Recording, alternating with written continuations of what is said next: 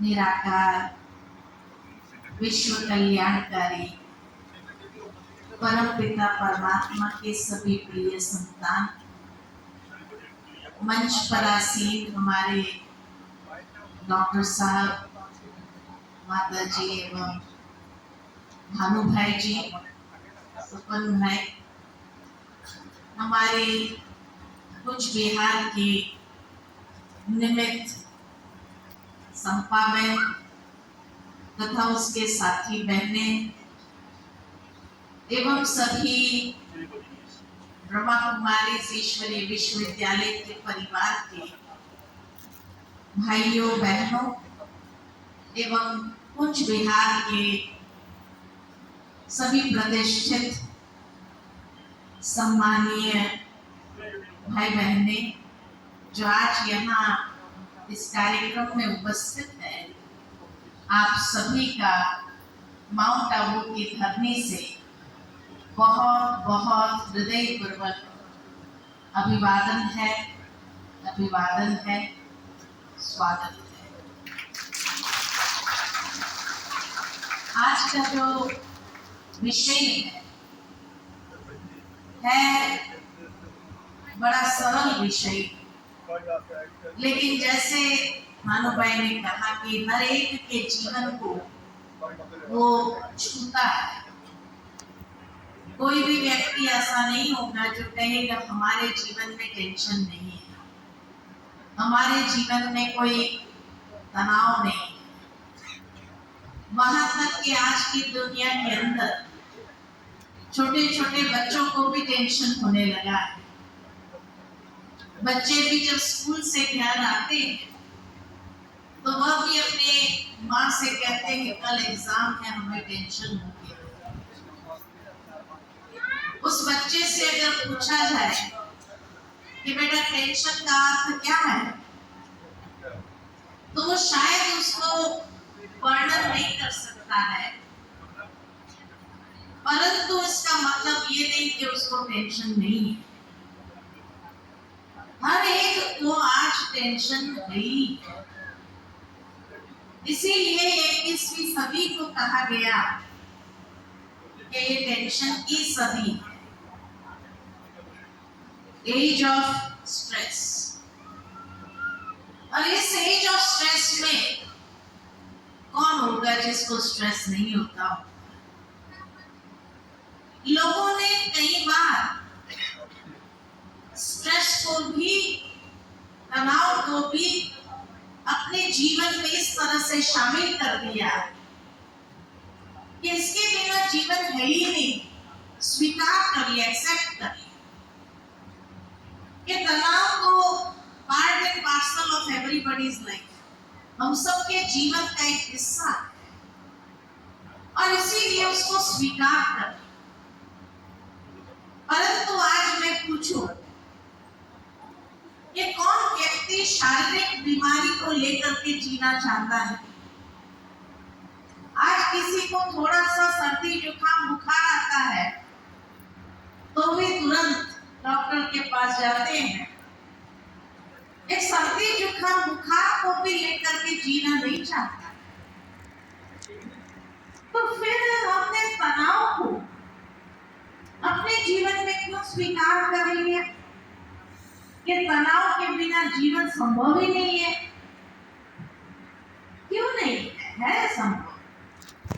और शायद तब हमारे जीवन की क्वालिटी बहुत सुंदर होगी जब तनाव नहीं होगा। तो व्यक्ति के जीवन में तनाव क्यों होता और तनाव क्या चीज है? जिस तरह कहा शरीर के अंदर भी थोड़ा सा हवामान चेंज हुआ, परिवर्तन हुआ और शरीर को इफेक्ट करता है और सर्दी जुकाम हो गया, बुखार आ गया, हम डॉक्टर के पास जाकर पूछते हैं कि डॉक्टर साहब ये सर्दी जुकाम बुखार मुझे क्यों हुआ? तो डॉक्टर साहब क्या कहते? मैं आपकी शारीरिक प्रतिरोधक शक्ति फिजिकल इम्यूनिटी कम है, इसलिए बाहर के वायरस ने अटैक किया और आपको सर्दी जुकाम बुखार हो गया। तो फिजिकल इम्यूनिटी जब कम होती है, थोड़ा सा भी चेंज हुआ हवामान में तो बॉडी को इफेक्ट करता है और डॉक्टर साहब कहेंगे वायरल है, कुछ नहीं है, आप ये दवाई ले लो, 3 दिन लेंगे ठीक हो जाए। साथ में हमारी इम्यूनिटी और डाउन ना हो जाए, उसके लिए मल्टीविटामिन भी दे देते, ये भी ले लेना साथ, ताकि आपकी इम्यूनिटी ठीक रहे। अभी ये सीजन चेंज हो रही है, इसलिए बार बार आपको इफेक्ट ना हो और आप फ्री हो जाना चाहते हो सर्दी जुकाम बुखार से भी। ठीक इसी तरह तनाव क्या चीज है कि जब हमारी स्पिरिचुअल इम्यूनिटी या मेंटल इम्यूनिटी क्षीण हो जाती है, स्पिरिचुअल इम्यूनिटी कम हो जाती, उसके कारण मेंटल इम्यूनिटी हमारी कम हो जाती है और ये इम्यूनिटी कम होने के कारण जीवन के अंदर परिवर्तन तो स्वाभाविक है। आज एक परिस्थिति आई, कल दूसरी समस्या आई, कल कोई और चुनौती आई, तो परिवर्तन हर क्षण होता ही है और इस परिवर्तन को जब मानसिक रूप से हम स्वीकार नहीं कर पाते, कोई चुनौती आती है उसको स्वीकार नहीं कर पाते, तब हमारे अंदर भी टेंशन बढ़ने लगता है। तो स्पिरिचुअल इम्यूनिटी कम है, उसके साथ उसके कारण हमारी मानसिक शक्ति क्षीण हो गई और तब नकारात्मक विचार प्रारंभ हो जाते हैं मन के अंदर और उसी के कारण टेंशन बढ़ता है। टेंशन न हो, उसके लिए हमें भी अपनी स्पिरिचुअल इम्यूनिटी को बढ़ाने की आवश्यकता है, क्योंकि अगर उसको बढ़ाया नहीं गया तो क्या होगा? छोटी छोटी बातों में गुस्सा, चिड़चिड़ापन, छोटी छोटी बातों में टेंशन होना, छोटी छोटी बातों में मिसअंडरस्टैंडिंग क्रिएट होना, छोटी छोटी बातों के अंदर मूड ऑफ हो जाना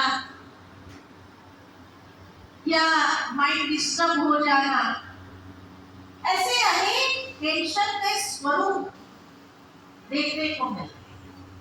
और फिर नेगेटिव थिंकिंग इतना आरंभ हो जाता है जो धीरे धीरे धीरे धीरे व्यक्ति उसका शिकार होते अल्टीमेटली डिप्रेशन का शिकार हो जाता है।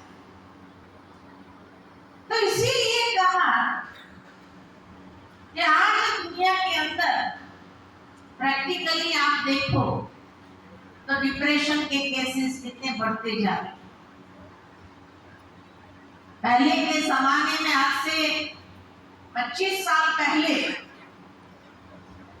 समाज के अंदर डॉक्टर्स में भी साइकियाट्रिस्ट बहुत कम होते थे, बड़े बड़े शहरों में पाए जाते, लेकिन आज गांव गांव में भी साइकियाट्रिस्ट की आवश्यकता पड़ती है। भाई मूड फ्लक्चुएशन बहुत होता है हमारा, नेगेटिव थिंकिंग बहुत चलता है, रात को नींद नहीं आती है, इतना माइंड हमारा नकारात्मक सोचने लगता है। तो तब व्यक्ति जाकर के महसूस करता है कि नहीं, मुझे एक साइकियाट्रिस्ट की जरूरत है। और साइकियाट्रिस्ट क्या करता है? आज की दुनिया के अंदर सबसे अच्छा बिजनेस अगर चल रहा है तो साइकियाट्रिस्ट का चल रहा है। क्या करेगा वो? जो पेशेंट आता है उसके पास इतनी बातें हैं, क्योंकि उसकी बातों को कोई सुनता नहीं। घर में परिवार के अंदर किसी के पास टाइम नहीं है, लोग समझते हैं ये फालतू बातें करता है, कौन उसकी बातें सुनेगा। और इसीलिए जब वो फालतू बातें समझते तो कोई उसकी बात सुनता नहीं। अड़ोस पड़ोस वाले भी समझ जाते हैं, फालतू सोचता है, फालतू अनुमान करता है, इसके वो किसी को भी सुनाने जाता है तो कहेंगे टाइम नहीं है, बात बस शांत, ऐसे करके सब तो और उसके नेगेटिव विचार चलते, और फिर साइकियाट्रिस्ट के पास जाकर के वो सुनाना चालू करता है। साइकियाट्रिस्ट आधा घंटा उसको देता है तो उसकी सारी फालतू बातें सुनता है, और सुन करके क्या कहता है, आप कोई प्रकार का मेडिटेशन करना सीखिए, मेडिटेशन सीखिए जिससे आपके माइंड को रिलैक्स हो जाए। माइंड को रिलैक्स करने की जरूरत है। वो कहता है कि अगर मेरा मन रिलैक्स नहीं होता है तो डॉक्टर साहब क्या करेंगे, ट्रैंक्विलाइजर दे देंगे, ये नींद की गोली है, नींद नहीं आती है ये लेकर के सो जाओ। और उसका चार्ज कितना होता है, आधा घंटा उसकी फालतू बातें सुनने का, और एक ट्रैंक्विलाइजर देने का चार्ज कितना होता है, 500 रुपया होता है एक सिटिंग का। एक सिटिंग का 500 रुपया ले, क्योंकि आज फालतू बातें सुनने का किसके पास टाइम, और वो बेचारा आधा घंटा उसका सुन रहा है ना। सबसे अच्छा बिजनेस उनका चलने लगा साइकियाट्रिस्ट, भावत यही ट्रैंक्विलाइजर का डोज पहले तो कम होता है, धीरे धीरे बढ़ाते जाते हैं, और फिर व्यक्ति का दिमाग काम नहीं करता है, इतनी उसकी मेंटल एनर्जी ड्रेन हो जाती है, छोटी छोटी बातों में डर लगता है, छोटी छोटी बातों में माइंड अपसेट हो जाता है, छोटी छोटी बातों में इतना चिड़चिड़ापन आता है। ये सारे लक्षण है कि स्पिरिचुअल इम्यूनिटी कम। अब स्पिरिचुअल इम्यूनिटी को बढ़ाना है, जैसे फिजिकल इम्यूनिटी को बढ़ाना है, तो क्या किया जाता है, ठीक से खुराक खाओ, भोजन करो, प्रॉपर नरिशमेंट लो, फास्ट फूड नहीं खाओ।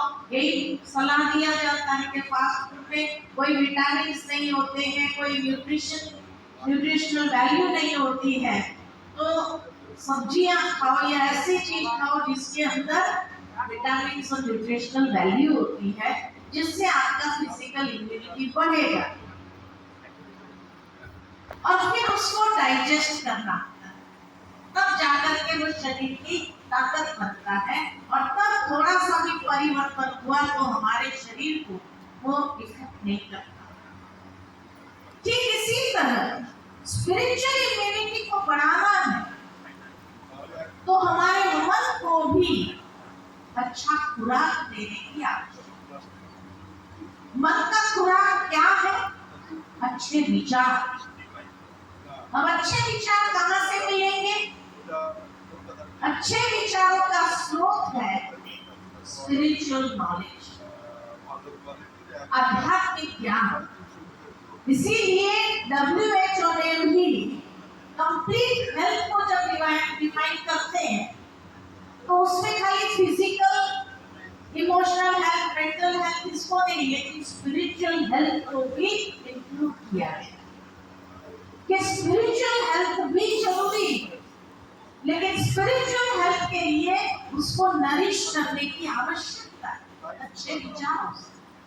अच्छे विचार मन के लिए भोजन, और वो विचारों से नरिश करने के बाद उसको डाइजेस्ट करने की जरूरत है, वो विचारों को भी हजम करने की आवश्यकता है, तब जाकर के वो स्पिरिचुअल इम्यूनिटी को बढ़ाएगा। और जितनी हमारी स्पिरिचुअल इम्यूनिटी हाई होगी उतना ही फालतू विचार मन के अंदर नहीं चले। अगर फिर भी फालतू विचार चला रहे तो माना हम अपनी स्पिरिचुअल इम्यूनिटी को ड्रेन कर।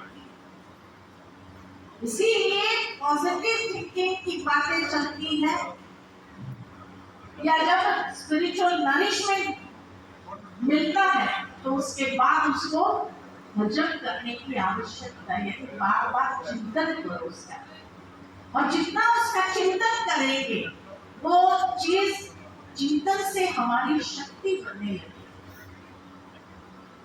आज दुनिया के अंदर ये जागृति जरूर है कि हाँ पॉजिटिव सोचना चाहिए, लेकिन पॉजिटिव विचार मिलेंगे कहां से? आज जितने भी दुनिया के अंदर सोर्सेज हैं, वो सारे सोर्सेज को नेगेटिव इनपुट्स ज्यादा हमें देता है, हमारे बुद्धि को वही ज्यादा फीड किया जाता है, लोगों का इंटरेस्ट भी उसी में है। फालतू बातें जो फीड किया जाता है, और आजकल सोशल मीडिया का जमाना है, इतनी फालतू बातें उस पर परोसी जाती है और लोग भी उसको देखते भी है, लाइक भी करते, सब्सक्राइब भी करते, आगे के लिए भी वो फालतू विचार उनको मिलते रहते हैं। और जब ये फालतू विचार ही नरिशमेंट के रूप में मिल रहा है तो ये फास्ट फूड है, ये ताकत नहीं देता, लेकिन ताकत न देने के बावजूद वो हमारी अच्छी शक्ति जो है, पॉजिटिव ऊर्जा जो है, उस पॉजिटिव ऊर्जा को भी ड्रेन कर देता है। इसलिए छोटी छोटी बातों के अंदर आज टेंशन स्वाभाविक है। छोटे बच्चे भी टेंशन महसूस कर रहे हैं। क्यों महसूस कर रहे हैं?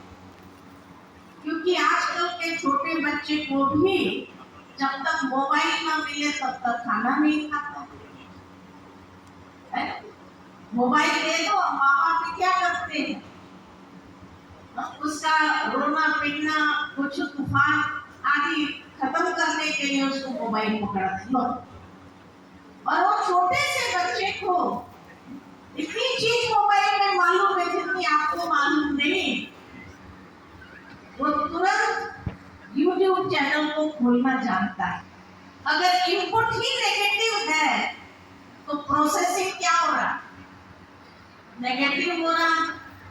इसलिए नेगेटिव थॉट्स आज बढ़ गए। इतना नेगेटिव थिंकिंग। आज अगर मैं सबको बिठाकर कहूं कि 5 मिनट पॉजिटिव सोचो, 2 मिनट, जैसा इनपुट है वैसा प्रोसेसिंग है, वैसा आउटपुट है। अब इनपुट ही नेगेटिव है, प्रोसेसिंग वही हो रहा है, तो आउटपुट व्यवहार में क्या होगा? टेंशन, चिड़चिड़ापन, गुस्सा, मिसअंडरस्टैंडिंग, यही तो होगा रिश्तों के अंदर। और जब यही रिश्तों के अंदर होता है, लड़ाई झगड़ा रोज शुरू होता है, डॉक्टर के पास जाते हैं, डॉक्टर क्या कहते हैं? इसको सिजोफ्रेनिया की। आज मेंटल इम्यूनिटी, स्पिरिचुअल इम्यूनिटी क्षीण हो गई है, और उसका कारण है कि हमारे पास स्पिरिचुअल इनपुट्स ही नहीं। इसीलिए आज की दुनिया के अंदर कहा, वो साइकियाट्रिस्ट भी कहेंगे कि आप कोई प्रकार का मेडिटेशन सीखो। मेडिटेशन सीखने के लिए तो मेडिटेशन सेंटर पर ही जाना पड़ेगा, और मेडिटेशन सीखने के लिए स्पिरिचुअल इनपुट जरूरी है, क्योंकि जब तक स्पिरिचुअल इनपुट ना हो तब तक मेडिटेशन क्या करेंगे आप? और जैसे जैसे हम ये प्रॉपर नरिशमेंट मन को देना आरंभ करते हैं कि हमारे जीवन के अंदर बहुत कुछ बदलने लगता है।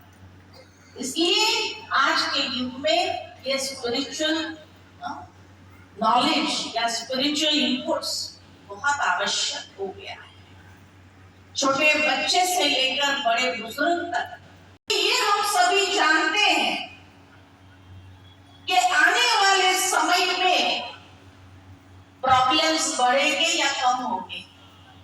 आपका विवेक क्या कहता है? प्रॉब्लम्स बढ़ेंगे या कम होंगे? बढ़ेगी या कम होगी? बढ़ेगी। चैलेंजेस बढ़ेंगे या कम होंगे? बढ़ेंगे, सब बढ़ने वाला है।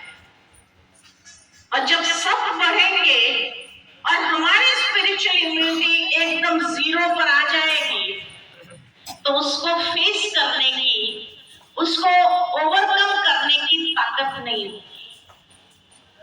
कितना भी इंसान पढ़ा लिखा हो, लेकिन जितना पढ़ा लिखा होगा अगर उसके स्पिरिचुअल इनपुट नहीं है, तो वो भी नेगेटिव थिंकिंग का शिकार बनना स्वाभाविक है। आज नेगेटिव रास्ते पर चलना लोगों के लिए आसान हो गया है। पॉजिटिव रास्ते पर चलने में मेहनत महसूस करता है। इसलिए नेगेटिव रास्ता को अपनाना आसान क्यों लगता है? क्योंकि उसको एंटरटेनिंग लगता है इनिशियल स्टेज में, और वो एंटरटेनिंग जो उसको मिल रहा है, वो एंटरटेनमेंट उस नेगेटिविटी से मिल रहा है, लेकिन ये भूल जाता है कि उसकी मानसिकता को कितना नकारात्मक बना देता है। उसकी पोजीशनिंग जो है एकदम नेगेटिव कर देता है, और उसके बाद वो पॉजिटिव सोचने के काबिल नहीं रहता है, क्योंकि उसकी मानसिक पोजीशनिंग वैसी हो गई। इसलिए तब कहा कि आज दुनिया के अंदर जो टेररिस्ट हैं, जो ये मिसाइल बनाते हैं, बॉम्ब्स बनाते हैं, हाईली एजुकेटेड, लेकिन एक नकारात्मक रास्ता बहुत सहजता से वो चुन लेते हैं, क्योंकि उसके ऊपर चलना उनके लिए आसान। आप सोचो उनका स्ट्रेस लेवल कितना हाई होगा अंदर में, तब जाकर के उस नकारात्मक रास्ता अपनाते हैं। मरो या मारो, ये भावना उनके अंदर जागृत हो जाती, क्योंकि क्रिएटिव सोचने की ताकत उसमें नहीं है। रचनात्मक सोचने की ताकत मन के अंदर है ही नहीं, जीरो हो गई है। तब वो नकारात्मक रास्ता स्वाभाविकता से अपना लेता है, और आज इंसान को नकारात्मक रास्ते पर ले जाना बहुत आसान हो गया है, क्योंकि क्रिएटिव रास्ता दिखाने वाला कोई है ही नहीं। इसलिए स्पिरिचुअलिटी एक ही सोर्स है जहां से हमें पॉजिटिव विचार मिलेंगे, और धीरे धीरे रोज जब इसका अध्ययन करते हैं तो एक स्पिरिचुअल पोजीशनिंग या पॉजिटिव पोजीशनिंग हमारे माइंड की हो जाती है। और जितनी हमारी पॉजिटिव पोजीशनिंग, सकारात्मक दृष्टिकोण बनने लगता है, तो जीवन बदलने लगता है। आज जैसे कई बार कई लोग एग्जाम्पल देते हैं, आपने भी एग्जाम्पल सुना होगा। एक ग्लास है कांच का, उसके अंदर आधा पानी है। एक व्यक्ति देखता है आधा खाली है, एक व्यक्ति देखता है आधा भरा है। आधा भरा देखने वाले को आप क्या कहेंगे? क्या कहेंगे? Positive, negative? पॉजिटिव कहेंगे। और आधा खाली देखने वाले को आप क्या कहेंगे? क्या कहेंगे? नेगेटिव। पक्का? यह सिखाया गया इसलिए। मान लो कि जिसने आधा खाली देखा, उसको भरने का विचार आया कि इसको मैं भर दूं,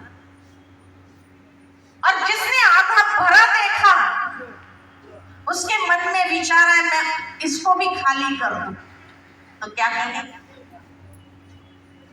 क्या कहेंगे? आधा खाली देखने वाले के मन में आता है मैं भरूं, उसको क्या कहेंगे? पॉजिटिव कहेंगे, नेगेटिव कहेंगे? अभी एक नेगेटिव व्यक्ति एकदम इंस्टेंट पॉजिटिव कैसे हो सकता?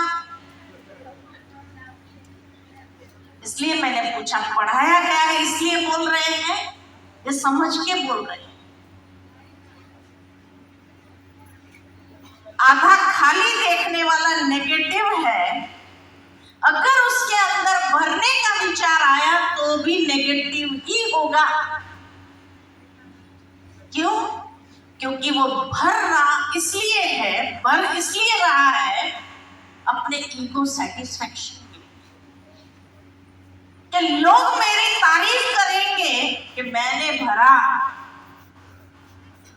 तो अपने नाम मान शान के लिए वो भर रहा है।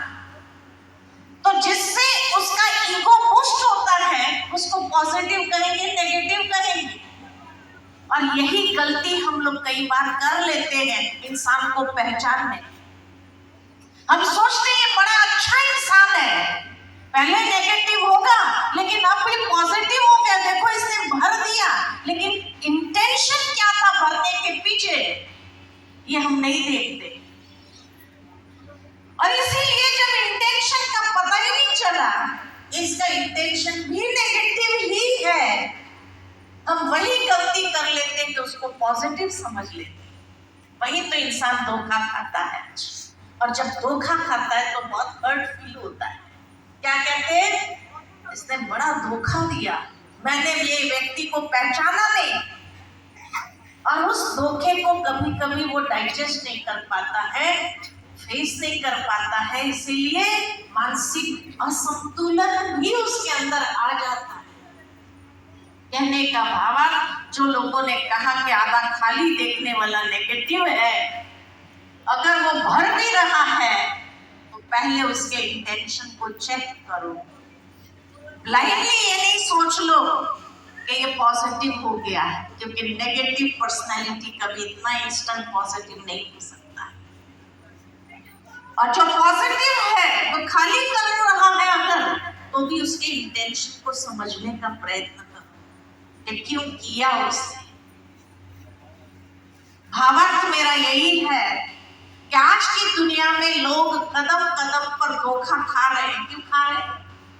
कहते मैंने पहचाना ही नहीं इस व्यक्ति को, इसलिए धोखा खा रहे हैं ना। और फिर टेंशन होने लगता है। इसलिए आवश्यकता यह है कि हम अपनी स्पिरिचुअल इम्यूनिटी को बढ़ाएं। लेकिन सबसे बड़ी बात यही है कि स्पिरिचुअल इम्यूनिटी को बढ़ाने के लिए, स्पिरिचुअल नरिशमेंट लेने के लिए, मेडिटेशन करने के लिए टाइम तो देना पड़ेगा। और लोगों के पास आज टाइम का ही तो सबसे बड़ा प्रॉब्लम है, टाइम ही नहीं है। टाइम कहाँ है? किसी को भी आप कहो मेडिटेशन सीखो तो क्या कहें? टाइम नहीं। कहाँ जाता है टाइम हमारा?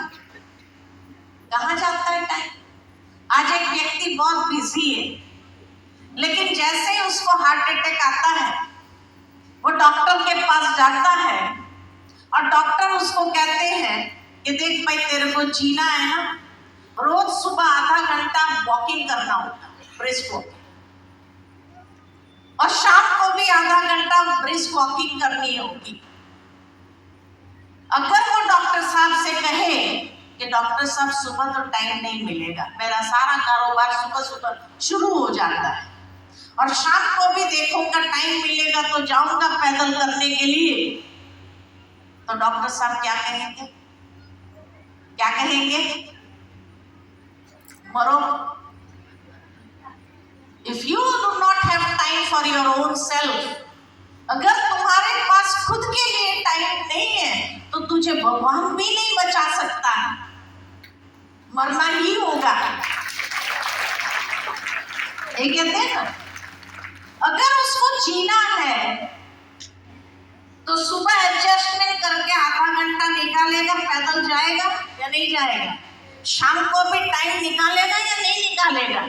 जीना है तो निकालेगा। और निकलता है कि नहीं निकलता?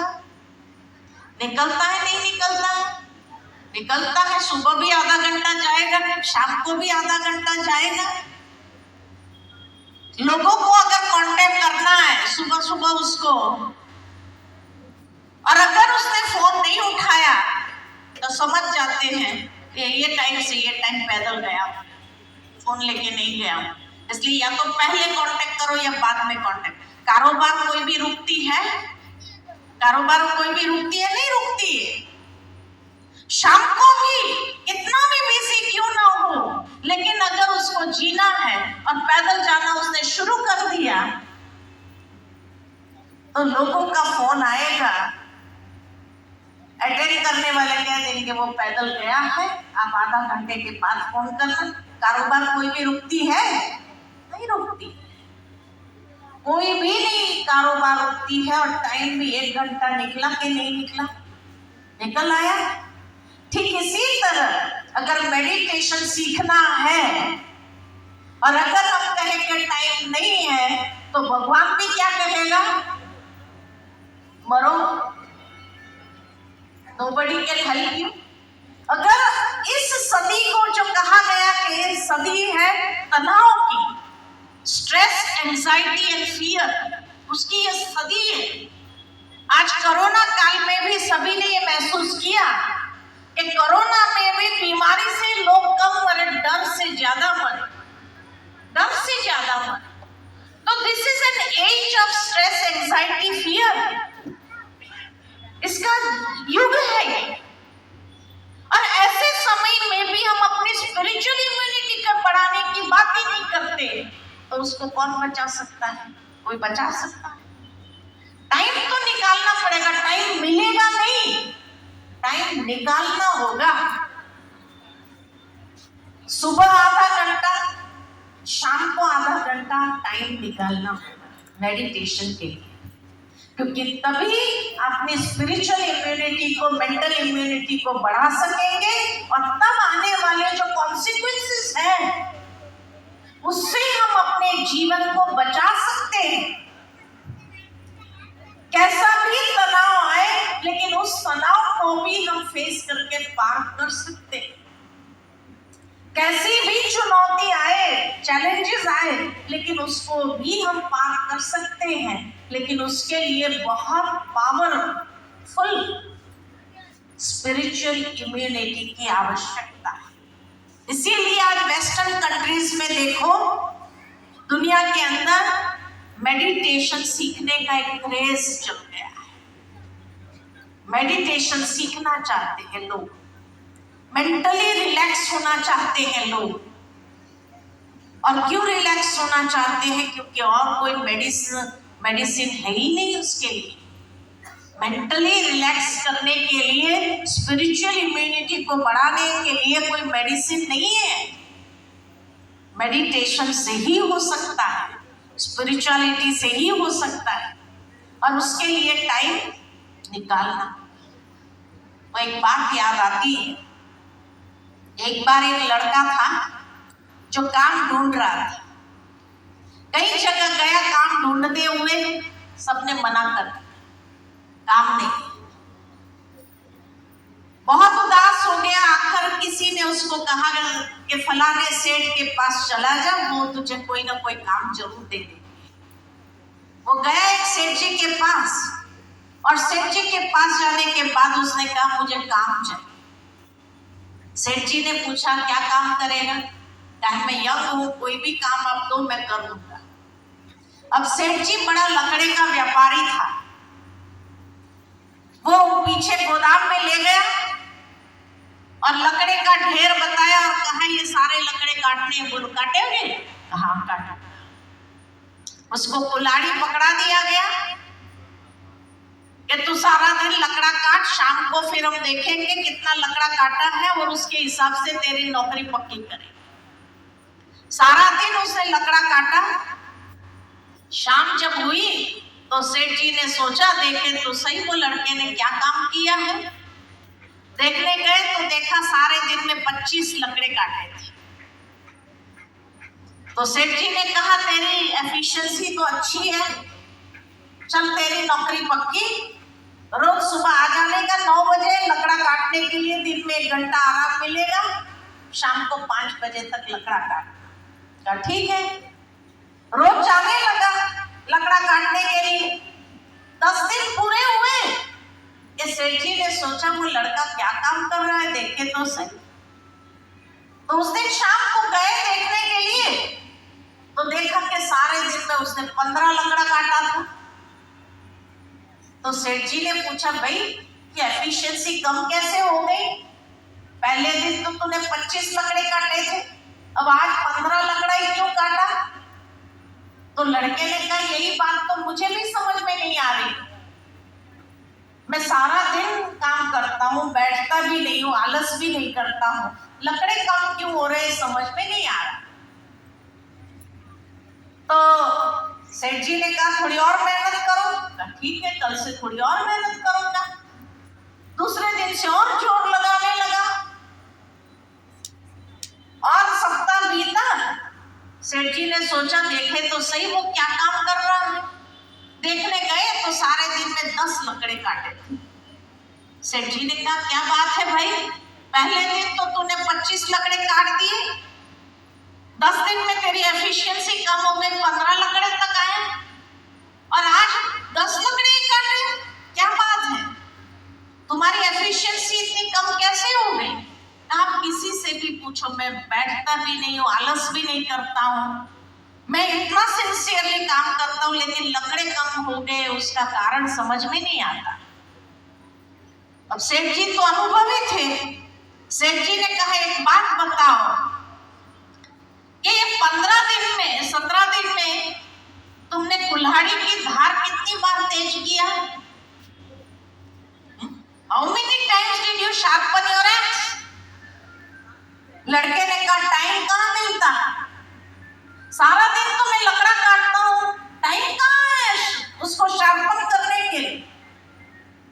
सेठ जी ने कहा अरे भाई, the first thing you come in the morning sharpen your x. सबसे पहला काम जो है तुम आकर अपनी कुल्हाड़ी की धार तेज करो, तो कम मेहनत में तुम ज्यादा लकड़ा काटोगे। कि तुम मेहनत भी ज्यादा कर रहे, आउटपुट कम हो रहा है। कहीं हमारे साथ भी ऐसा तो नहीं हो रहा है? व्यावहारिक कुशलता हमारे रिलेशनशिप में कम हो रही है। दिनों दिन हमारे मन अशांत हो रहे हैं, टेंशन बढ़ रहा है, गुस्सा बढ़ रहा है, लेकिन ये ब्रेन को शार्पन करने के लिए टाइम नहीं। मेडिटेशन ही है जो हमारे ब्रेन को शार्पन करता है, और जब ब्रेन शार्पन हो जाता है तो इंस्टेंट आप राइट डिसीजन ले सकते हैं, टाइम पर सही वक्त पर सही निर्णय ले सकेंगे, और तब आपको छोटी छोटी बातें टेंशन नहीं क्रिएट करेगी, क्योंकि राइट डिसीजन है आपका। रॉन्ग डिसीजन व्यक्ति लेता है तो रॉन्ग डिसीजन लेने के बाद उसको ठीक करने के लिए उसको काफी टेंशन अनुभव होता है। तो इसीलिए जीवन के अंदर समय की पुकार है, समय की मांग है, आध्यात्मिक श्रवण करना, स्पिरिचुअल नरिशमेंट देना और उसको हजम करना, अर्थात उसको प्रैक्टिकल व्यवहार में ले आकर के व्यवहारिक कुशलता को बढ़ाना, ये समय की मांग है। क्योंकि आज दिनों दिन व्यक्ति के रिलेशनशिप इतने खराब हो रहे हैं। दुनिया में भी कहा जाता है every third marriage ends in a divorce. ये डिवोर्स केसेस इतने क्यों बढ़ रहे हैं? जबकि सब कुछ ठीक है, उसके बावजूद भी आपस में सेटिंग नहीं हो रही है, व्यवहारिकता में कुशलता नहीं है।